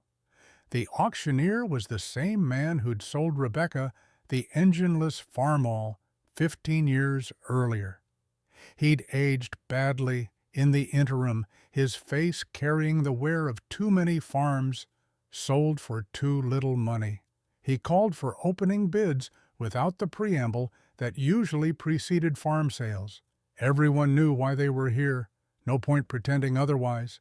Starting bid $200 an acre. That's 180 acres, folks. $36,000 to open. A speculator raised his hand. The auctioneer nodded. 200. Do I hear 220? Rebecca's hand went up. 240. The speculator countered. 260. 280. Rebecca's voice stayed steady despite the mathematics screaming in her head. $50,400 at $280 an acre. Nearly everything they'd saved over 17 years. 300. The speculator's voice carried the boredom of someone bidding with money that wasn't his. Rebecca felt Kenneth's hand touch her arm, his trembling fingers somehow conveying certainty through that simple contact. 310. The crowd went quiet. 310 an acre was above the typical auction price, high enough that the speculator would need to recalculate his margins. He conferred with someone beside him, their conversation inaudible over the wind cutting across the field. Then he shook his head and lowered his hand. The auctioneer's gavel came down with finality. Sold to Rebecca Torres for $310 per acre. Total $55,800. How will you be paying cash? Rebecca's voice didn't shake. One check, no financing. The murmur that went through the crowd carried the same quality as the silence that had followed her first tractor bid. The sudden collective realization that the woman with the converted equipment and the paralyzed husband was writing a check for $55,800 while men twice her age were begging banks for payment extensions. Christopher Martinez stood near the back of the crowd, his expression showing satisfaction rather than surprise. Bobby Klein, the scrap dealer, had come with his wife, both of them watching Rebecca with the kind of careful respect that comes from seeing someone succeed against expectations. Thomas and Margaret Young held hands near the fence, their weathered faces showing approval. Kenneth rolled his wheelchair close enough that his shoulder touched Rebecca's hip. 17 years, $63,000 in savings. You just spent 86% of everything we've worked for on land that won't depreciate and will produce income starting next spring. Rebecca's voice carried more confidence than she felt. We can still afford to eat. Barely. Nicole's interjection came with teenage humor that cut the tension. But we own 320 acres free and clear. That's more than most farmers in this county will ever have. The paperwork took 3 hours to complete, the bank requiring verification of funds and title searches, and the kind of bureaucratic process that always accompanies large transactions. Rebecca sat in an office at Friendship State Bank while lawyers reviewed documents and accountants confirmed that, yes, she actually had the money to cover the purchase. Kenneth waited in the lobby with Nicole, both of them fielding congratulations from people who'd shown up to witness the sale. By 4 in the afternoon, the land was theirs. 320 acres of Wisconsin farmland bought at Depression prices, with cash accumulated through teaching third graders and building tractors nobody thought could be built. Rebecca drove home with the deed on the seat between her and Kenneth Nicole in the back, practicing her multiplication tables because homework didn't stop for land purchases. Kenneth's hand rested on the deed, his fingers tracing the legal description. Section 14, Township 12, North, Range 5 East, 180 acres more or less, now officially property of Kenneth and Rebecca Walker. What do we do with it? Farm it? Same as we farm everything else. George will work it on shares until Nicole's old enough to help full-time. Nicole's voice came from the back seat. I'm 14. I can help now. You can help with homework and growing up. Kenneth's tone carried the gentle firmness of a father who'd learned to balance protection with preparation. The farm will still be here when you're ready for it. The land purchase changed things in ways that accumulated slowly rather than arriving all at once. George Young farmed the Krieger acres on shares starting spring of 1983, planting corn and soybeans that brought modest yields but meaningful income. The additional revenue let Rebecca cut back on conversion work, focusing on teaching and the occasional high-value project rather than taking every job that came through. Kenneth's health stabilized his body, finding equilibrium with limitations that would never improve but had stopped getting worse. Nicole finished high school in 1986 with grades good enough for college scholarships. She chose University of Wisconsin-Madison, studying agricultural engineering despite her parents' suggestion that she might want to explore something besides farming, or maybe because of it. Teenage rebellion took strange forms. The 4 years Nicole spent at Madison let Rebecca and Kenneth adjust to being alone together for the first time since 1961. The workshop stayed active but quieter. The Continental diesel logged 15,000 hours, then 18,000 still running on the piston Rebecca had welded 20 years earlier, still starting reliably at 20 below zero, still pulling loads that tractors 3 times its cost struggled with. Christopher Martinez became a regular visitor, stopping by for coffee and conversation about farming economics and the slow recovery that was finally lifting corn prices back toward profitability. The crisis had burned through Adams County like a fire, leaving some farms gone forever, but others stronger for having survived. The Walkers had survived because they'd built carefully instead of expanding aggressively, because they'd prioritized ownership over scale, because Rebecca had learned to machine metal to tolerances that turned surplus parts into working equipment. Nicole graduated in 1990 with her engineering degree and job offers from John Deere and International Harvester and 3 other manufacturers who wanted bright young engineers willing to relocate. She turned them all down and came home to Adams County, moving into the room she'd grown up in, telling her parents she wanted to learn the conversion business properly before deciding what came next. Kenneth sat in his wheelchair at the kitchen table while Nicole unpacked her college textbooks into the workshop shelves. "Your mother and I assumed you'd want something bigger than this." Nicole's smile carried Rebecca's stubbornness and Kenneth's certainty. "This is bigger. Factory engineers design for millions of customers they'll never meet. You design for people you know, for problems you understand. That's harder, and it matters more." Rebecca leaned in the workshop doorway, watching her daughter organize tools with the efficiency of someone who'd grown up around machinery. "You could make more money somewhere else. Money's what you make when you don't know what else to build." Nicole picked up a micrometer and checked its calibration with practiced hands. Grandpa Ronald built what people needed. You built what people couldn't afford to buy. I want to build what people haven't thought to ask for yet. The next 8 years proved Nicole right. She approached diesel conversions with engineering precision that complemented Rebecca's machinist skill, designing modifications that improved efficiency beyond what the original conversions had achieved.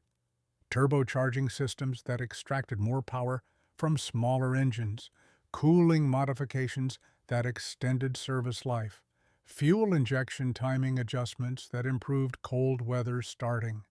Together, Rebecca and Nicole completed 17 conversions between 1990 and 1998, each one incorporating improvements from the previous iteration. The workshop became a laboratory for practical engineering theory and practice, merging into machines that outperformed their factory counterparts while costing a fraction as much.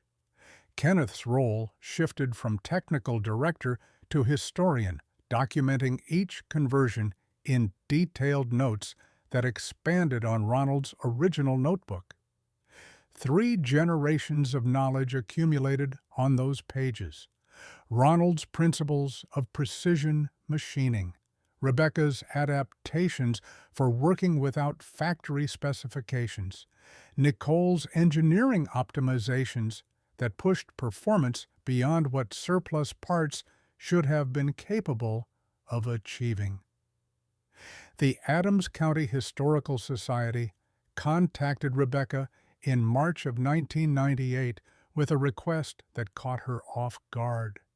They wanted to display the Continental-powered Super M at the county fair in August, the tractor that had started everything, the impossible machine that had proved skeptics wrong and launched a business and survived 31 years of hard use without major repairs. Rebecca stood in the workshop looking at the tractor that had become so familiar it barely registered as unusual anymore. The olive-drab diesel engine, the adapter plate she'd machined to tolerances that still held true 3 decades later, the frame that had cost $35 and the engine that had cost $85, and the total that nobody believed could work. Kenneth rolled up beside her, older now, but still sharp, his body worn by 59 years of life, with the last 32 spent in a wheelchair. They want it as a curiosity. Look at what the crazy people built. They want it as proof. Nicole stood at the workbench cleaning tools, her hands carrying the same competence her mother's had developed over decades, proof that careful work lasts, that knowledge passed down matters, that you don't have to buy what they're selling. Rebecca ran her hand along the fender, feeling paint that had been applied and reapplied over 30 years, covering rust that came from honest work rather than neglect. We'll do it, but only if we can explain what it actually cost to build. The county fair occupied a week in mid-August, when Wisconsin's summer peaked before declining toward autumn. The Historical Society set up the Super M under a tent near the main exhibition hall. The tractor cleaned and detailed, but not restored, its working machine character visible in every scratch and dent and oil stain. They'd mounted a sign beside it, white-painted wood with black letters that Rebecca had insisted on writing herself. The sign read exactly what needed saying. 1952 Farmall Super M, diesel conversion. Tractor frame, $35. 1967 auction, Continental CD1 9.3 diesel engine. Military surplus, $85. Adapter plate mounts, hardware, $40. Total cost, $160. Performance, 58 horsepower, 4 bottom plow capacity. Logged 22,000 plus hours, 1967 to 1998. Still in daily farm use. Built by Rebecca Torres in Ronald Allen's workshop. Winter-fall, 1967. Kenneth Walker, engineer, Ronald Allen, master machinist, 1903 to 1965. Nicole Torres, 3rd generation, currently operating Walker Family Farm. Rebecca stood beside the display on opening day with Kenneth in his wheelchair and Nicole helping answer questions from fairgoers who stopped to read the sign and process what it claimed. $22,000 on a $160 tractor. Most of them walked away shaking their heads, unable to reconcile the numbers with their understanding of how machinery worked, but some understood. Thomas Greeley, at 88, his Farmall H conversion still running after 30 years. Bobby Klein, who'd watched that first field test in 1967 and had his own conversion going strong. Patricia Miller, the widow who'd kept her farm through the crisis with help from an engine that hadn't quit. They stood at the fence, understanding what the sign meant, understanding what it said about alternatives to the way everyone assumed things had to be. Christopher Martinez arrived in the afternoon retirement, having been kind to him in ways that dealership ownership never was.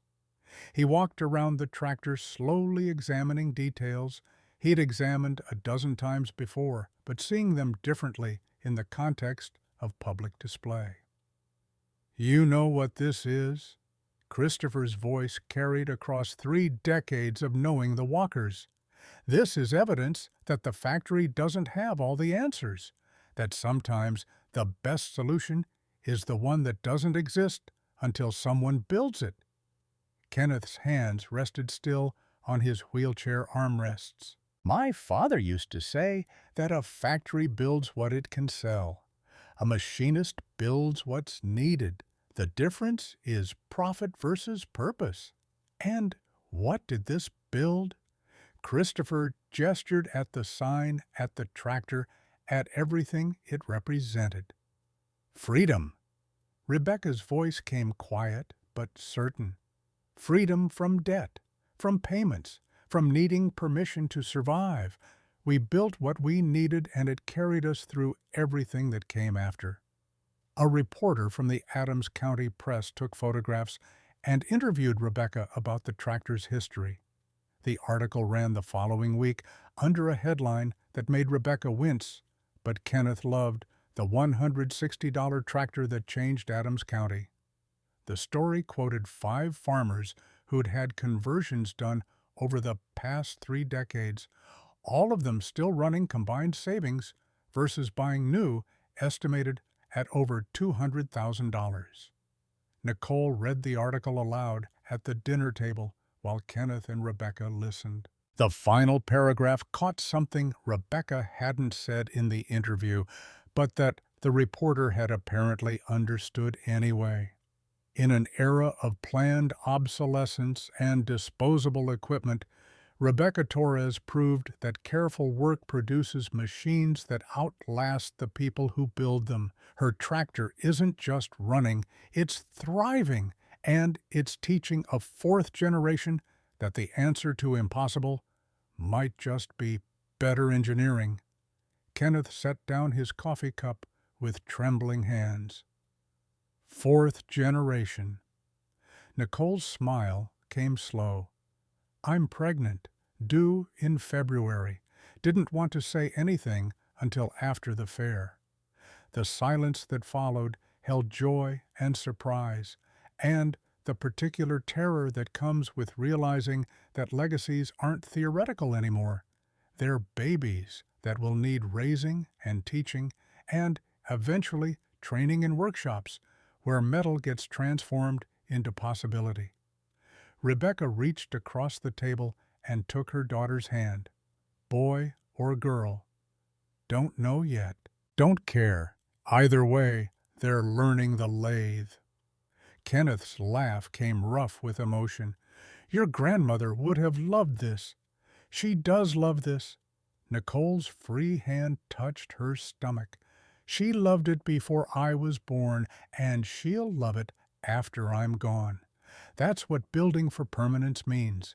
It outlasts everyone."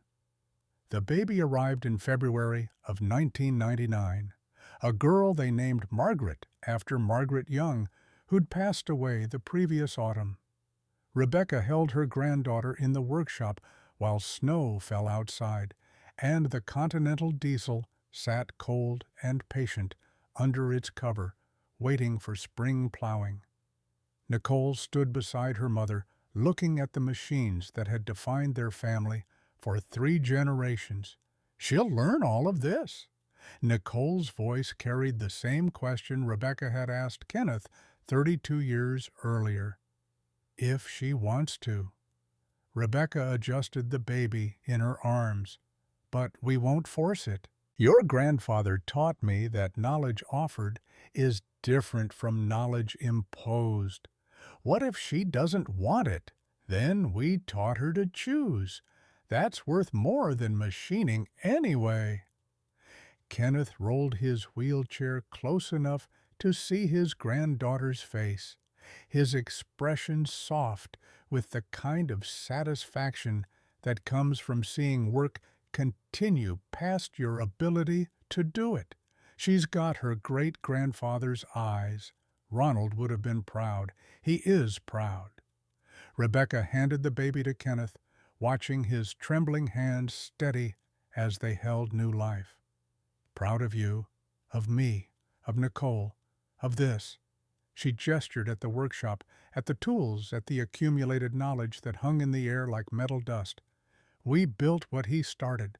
Now Margaret gets to build what comes next. The years following Margaret's birth settled into a rhythm that felt both familiar and entirely new. Nicole took over more of the farm operations, while Rebecca gradually reduced her teaching hours, retiring fully in 2005 after 39 years of showing third graders that reading was a skill worth having. Kenneth's health declined slowly but steadily, his body worn by decades of adaptation to paralysis, but his mind stayed sharp enough to design conversions that Nicole and Rebecca built together. The workshop saw Margaret from the time she could walk, toddling between machines that could hurt her badly if she touched the wrong thing at the wrong moment. But she learned caution the way her mother had learned it through patient explanation and careful supervision, and the understanding that precision mattered more than speed. By age 10, Margaret could read a micrometer. By 12, she could set up the mill for simple operations. By 14, she was machining components under Rebecca's supervision, her young hands steady in ways that Kenneth's had never been again after the accident. 3 generations of women in Ronald Allen's workshop building machines that shouldn't exist from parts that nobody else wanted. The Continental Diesel logged 25,000 hours in 2010, 43 years after Rebecca had first started it in their driveway. The engine had been rebuilt once in 1995, a top-end refresh that Nicole had performed with Rebecca's guidance, but the bottom end had never been touched.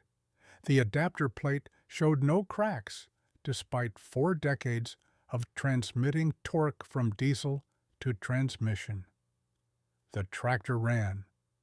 Rebecca stood in the workshop on a Saturday morning in June 2010, her 71 years, evident in joints that protested cold weather and a back that preferred sitting to standing.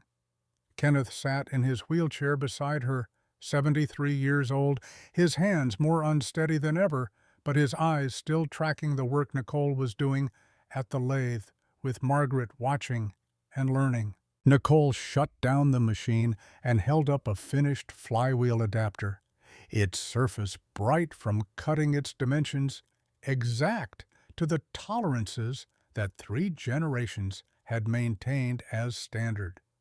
This is for the Peterson kid. Wants to convert his grandfather's Farmall M engine from a failed generator company in Portage. Same principle as always.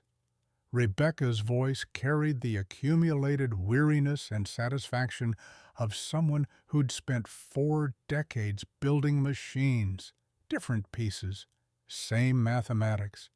Margaret took the adapter from her mother and examined it with the careful attention of someone being trained to see what mattered.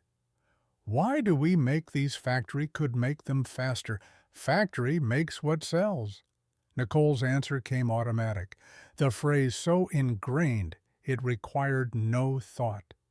We make what's needed. There's a difference. What difference?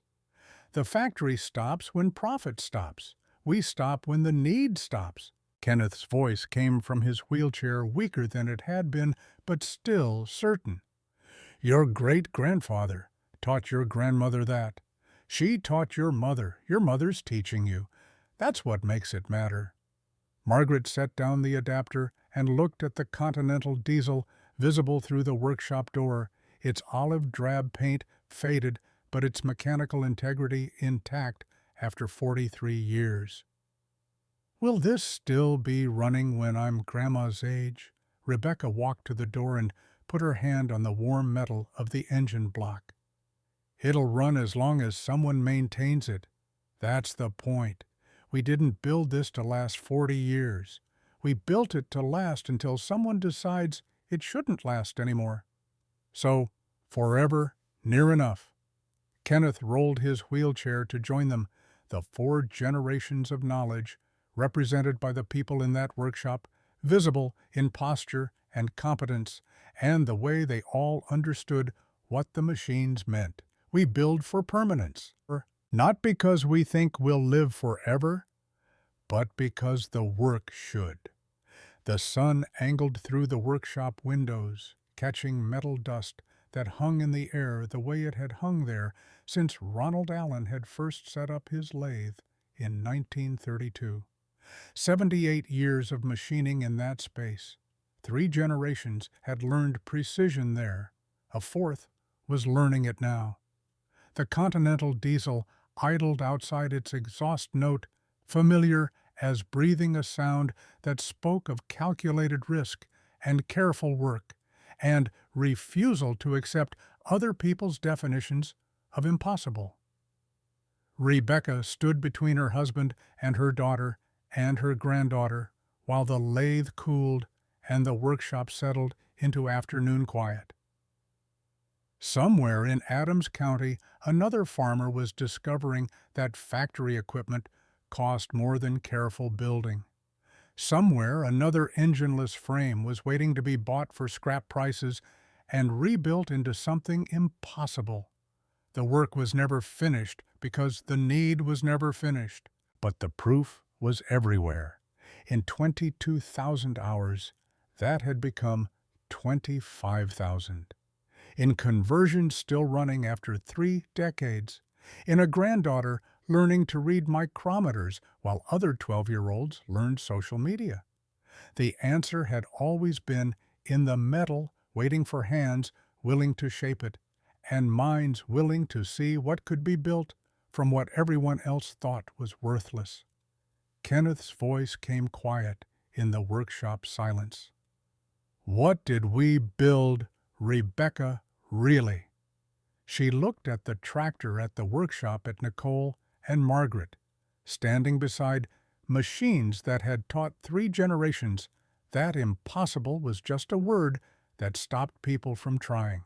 We built proof that careful work lasts, that knowledge passed down matters, that you don't have to buy what they're selling if you're willing to build what you actually need. And what happens when we're gone, Margaret keeps building, then her children, then theirs. Kenneth, we didn't build a tractor, we built a way of seeing, and that outlasts all of us. The workshop stood in afternoon light, with tools hanging on walls that had held them for generations. The Continental diesel cooled outside metal contracting, settling, preparing for tomorrow's work. Nicole began cleaning the lathe, while Margaret organized the hardware bins with the kind of methodical attention that spoke of training taking hold. 320 acres of Wisconsin farmland stretched beyond the workshop door, every acre paid for in cash, every acre producing because someone had learned to build what was needed instead of buying what was sold. Rebecca walked outside alone while her family worked in the shop. She stood beside the tractor that had started everything, her hand resting on faded red paint, feeling the warmth of an engine that had outlasted every prediction and exceeded every expectation. 43 years from that first anxious start to this moment of quiet certainty. 43 years of proving that the answer was always there, waiting in the metal, requiring only hands willing to work it, and minds willing to believe. The question had never been whether it could be done. The question had always been whether she was willing to try, and the answer had been yes.